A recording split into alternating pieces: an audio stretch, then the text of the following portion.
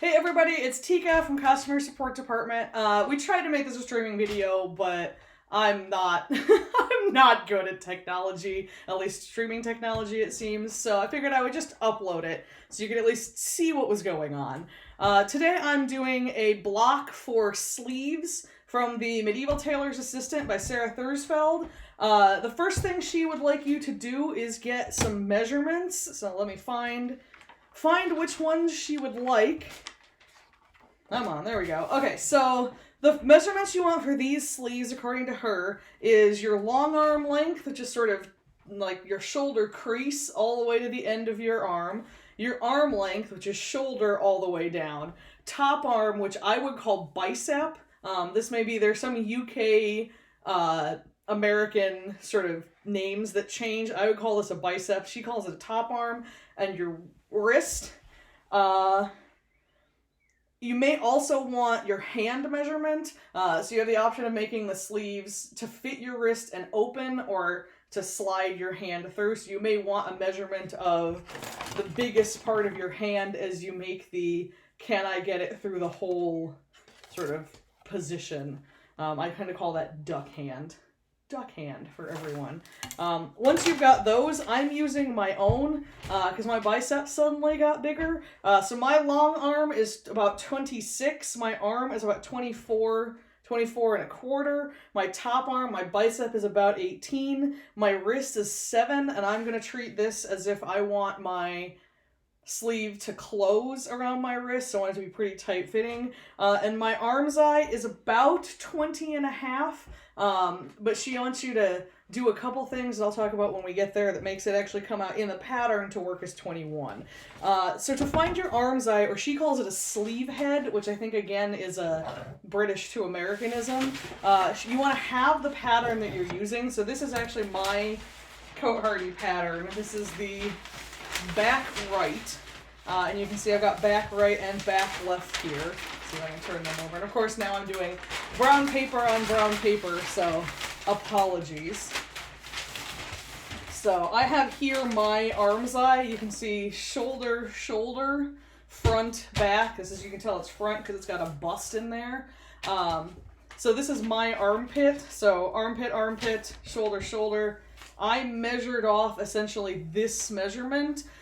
This is from a pattern that we draped straight on me. This is a supportive Coat Hardy. So I know it fits. I know it is where it needs to be. I know it's as high up in my armpit as I want it to be. This measurement here is 20 and a half. So measure that off and you've got what she calls the sleeve head. I may call it the arm's eye. Same dumb thing. Get rid of those. Lovely paper noises. Alright, so once we've got those measurements, and I would say definitely if you can have someone else take those measurements for you, doing it on yourself is imprecise at best. We are going to head for the sleeve draft, which is in here somewhere, I promise. There it is, fitted block. Alright, sleeve block. So here she shows you essentially what you're going to be doing and what you're going to end up with. So this is what your pattern piece, with any luck, will look like when you're done. You may be able to see in here, I've gone through and written in conversions in a couple places, just because I know that that's not, I don't do it in metric. I'm American, so I tend to do everything in non-metric. Alright, so first thing she wants you to do is measure your front and back armholes on your block, and then round up the total by 0.5 to 1.4 centimeters to give a whole number. So since mine was actually 20 and a half around that arm's eye, I'm going to round up and I'm going to use 21.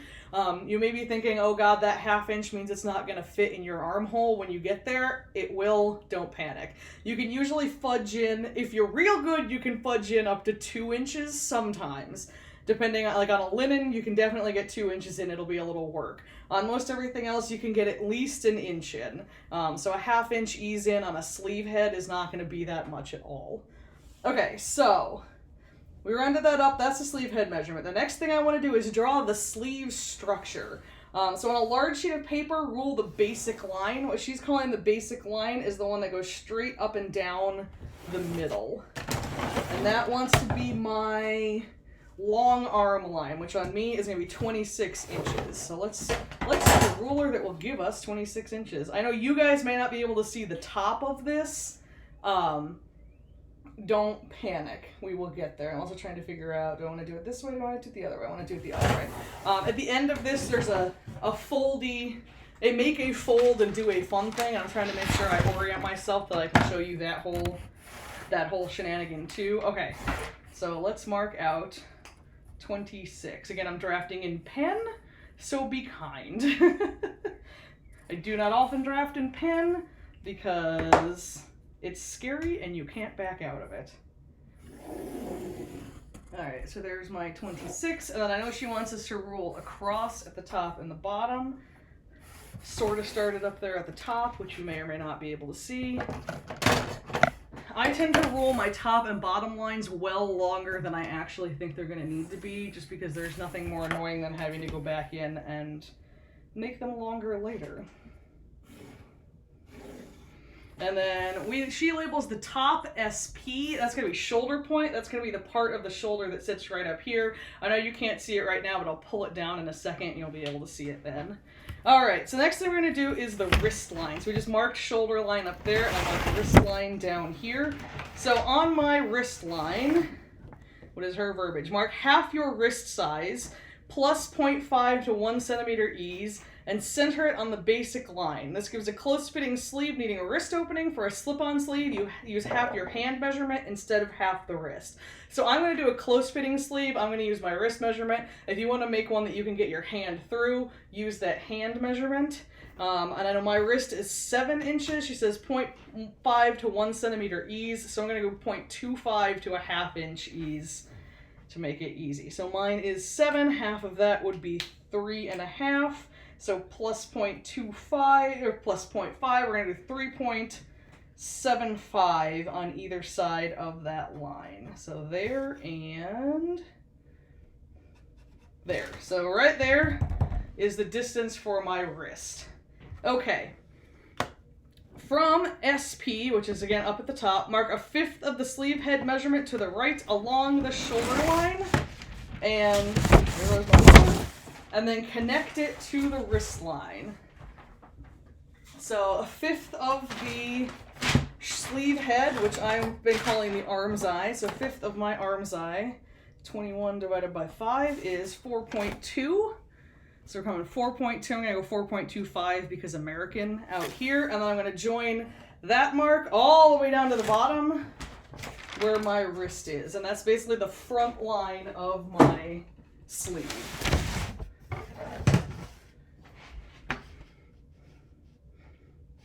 If your sleeve is bigger, this won't be quite as angled. It will be kicked out a little more. Or if your wrist is bigger, don't panic.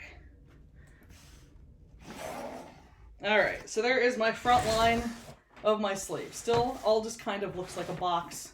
Don't panic. I'm going to keep saying that. Don't panic. All right. To the left of SP, so over here, mark 1/5 of the sleeve head measurement plus about an inch. So that's going to be 5.2 over here. Again, I'm going to do 0.25 because that's the best my ruler is. So over there. And I believe next, yep, we draw a vertical line down from there that is about 6 inches long. And I said, where's my square? You put the book on it. Half of pattern drafting, I swear, is just book and ruler maintenance. Where did I put it? Where is it when I need it? All right, we're coming down 6. So there's my 6. And then I want to draw a line parallel to the shoulder line from there to the front line. So I've come down 6, and I'm going to go over to the front line, which is this guy over here. So down 6, over to the front. So I made a square. All right. For the front line, measure in half the top arm size, or from the front line, measure in half the top arm size plus 2 centimeters, which is about 0.7. So I'm going to measure from here, half of my bicep plus 0.7 over. So my bicep is 18, so I should be about 9.7 inches over there. If it looks like it's not in the right place, don't panic. So mine, you're going to look at this, you're going to go, oh, but I'm beyond that, what do I do? You don't worry about it. You mark it and you keep going.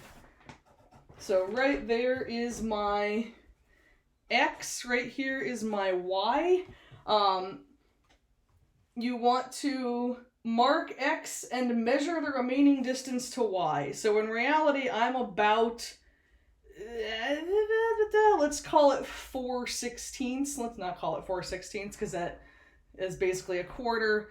Let's do 1, 2, 3, 4, 5, 6/16. So we're at 6/16. I'm actually going to write that down there because otherwise I will forget. All right. The distance to X to Y is normally about 1 inch to 1 to 2 inches, but variations in X and Y affect the sleeve head shape, as illustrated in the stuff that she's got below. So the next thing you need to do is she's going to have you come over here and start setting up to draw her curves. So you can see here, this is a very, very curvy thing. All right, now we've got just sort of this block set out here. So we're going to want to mark where she's got, you've got back point. Oh, actually, I can pull this over here. You can see this one. Here, you've got back point, front point, shoulder point, underarm point. So we're doing back point, front point, shoulder point, which is SP, which we've got in already, and underarm point, which is down in your armpit. So from those four, we're going to basically block them out according to her shoulder line table and then draw in our curves. All right. So FP, then she gives us two tables here. One is if you're up, your X to Y is up to 5 centimeters, or one is if you're over 5 centimeters. I am definitely less than 5 centimeters, so I am going to use this top one. Sorry, my brain just like jetted ahead and like left me in the dust. All right, so FP on the front line is 1/10 of sleeve head. My sleeve head again is 21, so it should be at 2.1. I'm not even going to do the math. I'm just going to trust it. So 2.1. There's my FP. I'm going to cheat here and draw a line up from my X just because it's beyond my Y, so I can keep track of sort of where it is. You can see XY.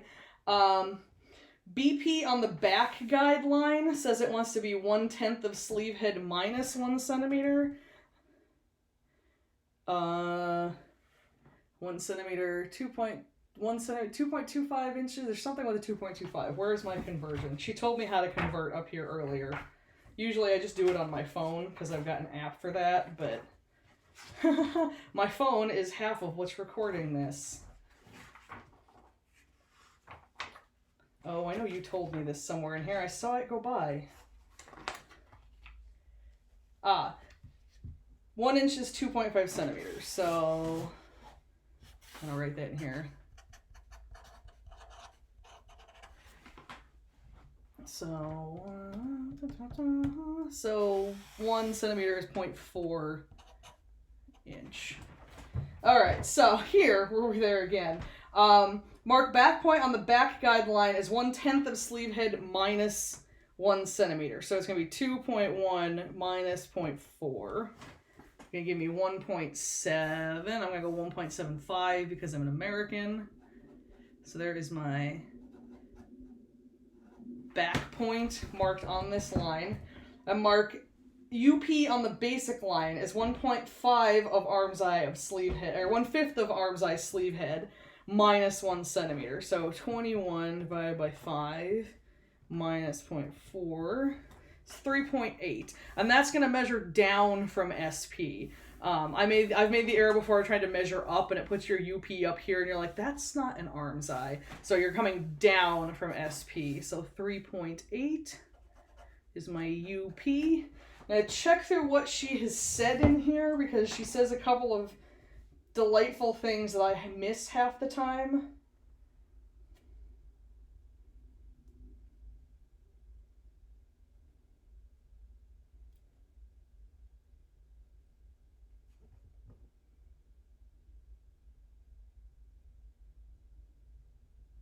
Okay. Nope, we're good. All right, so the one thing we have to make sure that happens here, is we have to make sure that our BP is actually going to cheat out, because on me, my bicep is bigger. I'm not going to say bigger than my arm's eye, but like the way this drafts out, this guy needs to be outside of X. So I'm going to move my BP over here and actually probably kick him out even a little more as we finally get there. I'm going to start basically out here and draw my lines in, because I know that in our next step, this is why I would say read everything you're doing before you do it. This line is going to have to basically clear X on the way down to the wrist that's way down here that you can't see. So I'm going to sketch in, sort of starting out here, slightly outside X. And we're going BP, SP, FP. And I know up here we're supposed to sort of ride this for 2 or 3 centimeters. And you can see, like, I'm freehanding this. I'm sort of looking at what her curve does and kind of approximating, like, how does that work in what I've got. Remember, patterns are guides. They are not, like, they do not know everything. You can still outthink your own pattern. So FP to UP. Actually, well, let's start with BP to UP, because this wants to be sort of a ski slopey swoop-de-doo.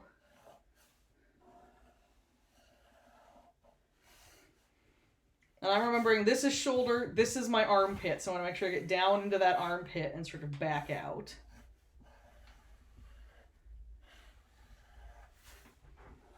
If you can't freehand it to the best of your ability, and then grab a French curve. I had my French curve stuck in the book. Who knows where it's gone now. But they're basically little plastic curves that you can sort of plonk on something and draw with. They help you a lot if you can kind of like even just rough in straight lines and then go through and make it a curve. Right now, this point out here, I think will miss X as we draw. It's going to be a close thing, but it will just miss X, so we should be good. And that's the next thing we're going to do, is we're going to connect those two. Just making sure that I am where she wants me. It's always good to do what the pattern creator wants you to do. Alright, so I'm going to connect those two with any luck. I'm going to, just barely miss X. And that's basically all of my sleeve. One thing I'm going to do to double check is that this should be, these top and the bottom should basically be equal, if I've done this right. If not, we'll soon find out, and I'll look like a fraud on the internet, but like, what's new? You can see I'm basically just walking this off, and that's about 11 and a half out there.